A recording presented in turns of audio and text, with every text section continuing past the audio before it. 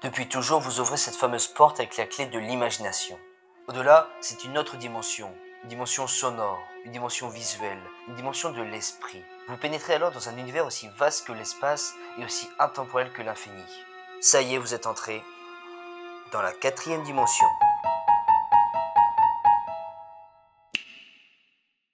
Et oui, vous l'avez compris, aujourd'hui on va parler de la série The Twilight Zone. En français, la quatrième dimension. C'est une série mythique née à la fin des années 50 qui n'a cessé de revenir, de muter, de marquer son époque jusqu'à aujourd'hui. Pour les uns, c'est un monument de la télé en noir et blanc et pour d'autres, c'est une série que Canal+ a diffusée comme beaucoup d'autres en 2020. Pourtant, si vous saviez ce qu'il y avait à dévoiler dessus.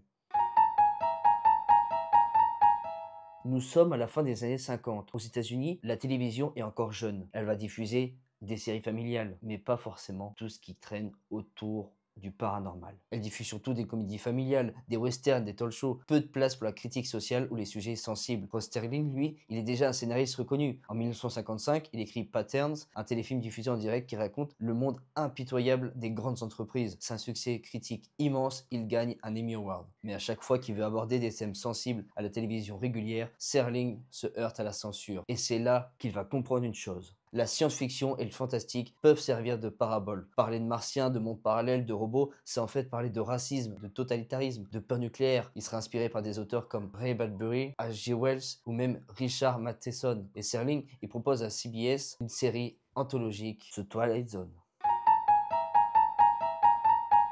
Avant de parler d'apparition télé, il faut comprendre juste une chose toute simple. Il faut comprendre à quoi ça correspond, cette histoire de quatrième dimension. Nous vivons tous, humains, animaux et tout le reste, dans un espace à 3 dimensions.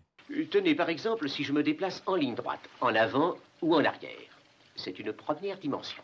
Si je me déplace à gauche ou à droite, c'est une deuxième dimension. Vers le haut ou vers le bas, c'est une troisième dimension. Par exemple, prenez ce coffret. Eh bien, ce coffret a 3 dimensions, longueur, largeur, hauteur. Et c'est donc là qu'entre en jeu une quatrième dimension. Pourquoi est-ce que nous ignorons tout de la quatrième dimension? Parce que nous ne pouvons pas nous y mouvoir librement. Nous pouvons évoluer à l'intérieur des autres, en avant, en arrière, de côté, vers le haut, le bas, comme nous a dit le docteur. Mais dès qu'il s'agit du temps, nous sommes impuissants. Et c'est donc avec cette idée qu'on va découvrir cette série qui deviendra culte. Et tout commence avec la première diffusion le 2 octobre 1959. Le pilote s'appelle Solitude et on y suit un homme seul dans une ville vide. On est immédiatement impliqué dans son histoire comme si on était à sa place, vu qu'il faudra attendre la fin de l'épisode pour découvrir que c'est en réalité un astronaute en entraînement isolé dans une simulation pour aller marcher sur la Lune. Et déjà, l'essence est présente. On a un mélange d'étrangeté, de psychologie, de twist final. Ça va être la signature de la série, même si pour certaines exceptions, on aura un œil reculé. Sinon, dans la plupart du temps, on découvre la chute en même temps que le personnage. C'est seulement à la fin de l'histoire que ça nous retourne l'esprit. La série, elle fait 5 saisons et 196 épisodes. Les saisons 1, 2, 3 et 5, on aura des épisodes de 25 minutes, alors que pour la saison 4, exceptionnellement, des épisodes de 50 minutes, souvent jugés trop longs. Principalement, si on reste vraiment focus sur la série, bah regardez bien, sur les 5 saisons, il y a seulement la quatrième qui dure le double de temps, et c'est la seule qui est en VOST, c'est-à-dire version originale sous-titrée. Rod Serling, lui, il va devenir la figure centrale, y compris avec des apparitions à chaque épisode à partir de la saison 2, où il apparaît en chair et en os, au début ou à la fin des épisodes. Costume noir, cigarette à la main, dicton impeccable, il est le maître de cérémonie pour contextualiser et moraliser. Il devient l'incarnation même de la série.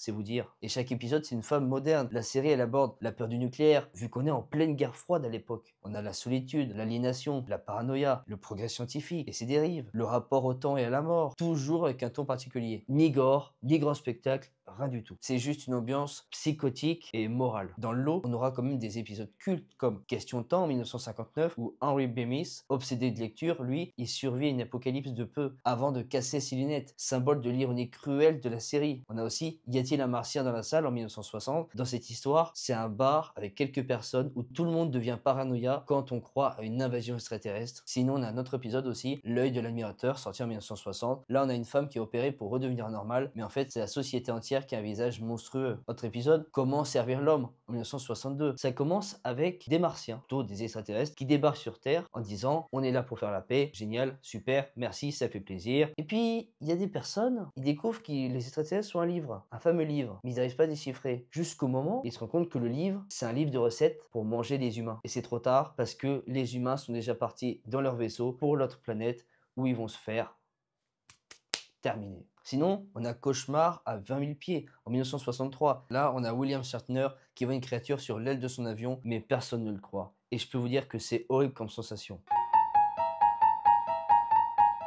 À sa diffusion, à sa sortie, c'est pas un mastodonte niveau audience, mais elle devient immédiatement une série respectée par les critiques et elle influence une génération d'auteurs. Le plus bénéfique, c'est qu'elle gagne 2 Emmy Awards, un Golden Globe et reste un modèle de narration courte. Des stars apparaissent dans certains épisodes avant de percer comme Robert Redford, Burt Reynolds, Leonard Nimoy. Elle ouvre la voie à Star Trek 1966 qui reprend le principe de la parabole sociale en science-fiction. Les films et séries auront cette envie de s'attaquer à cette branche de l'inconnu.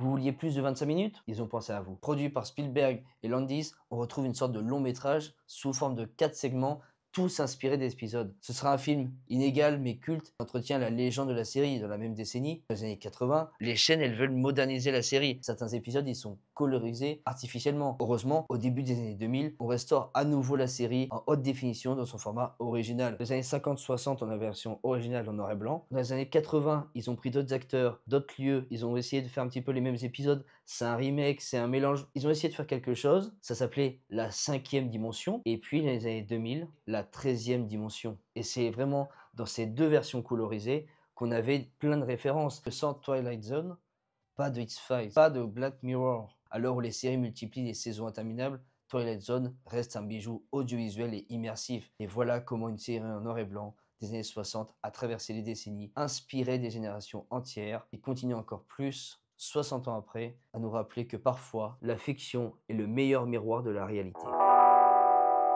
En tout cas, voilà, l'épisode est maintenant terminé. J'espère que ça vous a plu. Ça m'a fait vraiment un bien fou de vous retrouver pour cette 4e saison.